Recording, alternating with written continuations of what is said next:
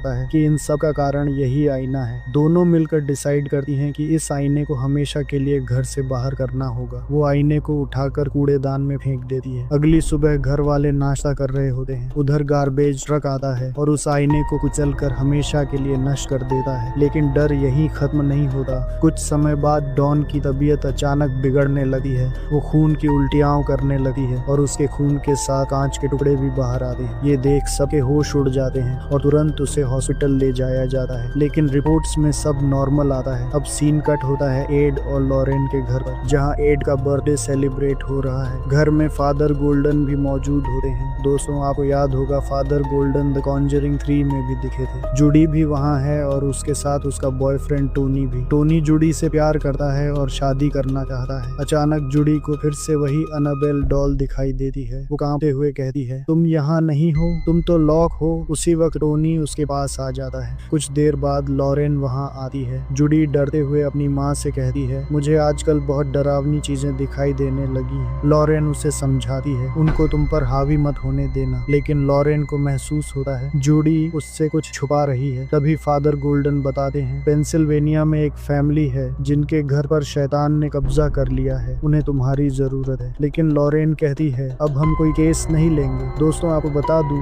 The Conjuring 3 में add को heart attack आया था। बहुत मुश्किल से उसकी जान बच पाई थी। दूसरी तरफ सीन कट होता है जैक और डॉन पर। डॉन अपने पिता से झगड़ रही होती है। आपको हमारी बातों पर भरोसा क्यों नहीं है? इस घर में वाकई कुछ है, कोई हमें परेशान कर रहा है। लेकिन जैक यकीन करने को तैयार नहीं होता। वो कहता है, जब तक चर्च को प्रूफ नहीं मिलता कोई मदद नहीं करेगा। उसी रात जैक सोने की तैयारी कर रहा होता है। अचानक उसे एहसास होता है कोई अंधेरे से उसे घूर रहा है। वो अपने चश्मे तक हाथ बढ़ाता है लेकिन वो नीचे गिर जाते हैं और तभी उसके सामने शैतान खड़ा हो जाता है। वो जैक को पैरालाइज कर देता है और हवा में उठा देता है। शैतान उसके सीने पर चढ़ जाता है। जैक पास में सो रही जेनेट को पुकारता है लेकिन उसकी आवाज गले से बाहर नहीं निकलती। उसकी आंखों से आंसू बहने लगे हैं। वो मन ही मन प्रार्थना करता है, गॉड मुझे बचा लो। इसी बीच हैदर अपने जन्मदिन की वीडियो देख रही होती है लेकिन अचानक वीडियो में उसे साफ दिखाई देता है पीछे शैतान खड़ा है और अगले ही पल वही शैतान उस पर पीछे से कुल्हाड़ी से हमला कर देता है। वो चीख पड़ती है। जेनेट आवाज सुनकर जाग जाती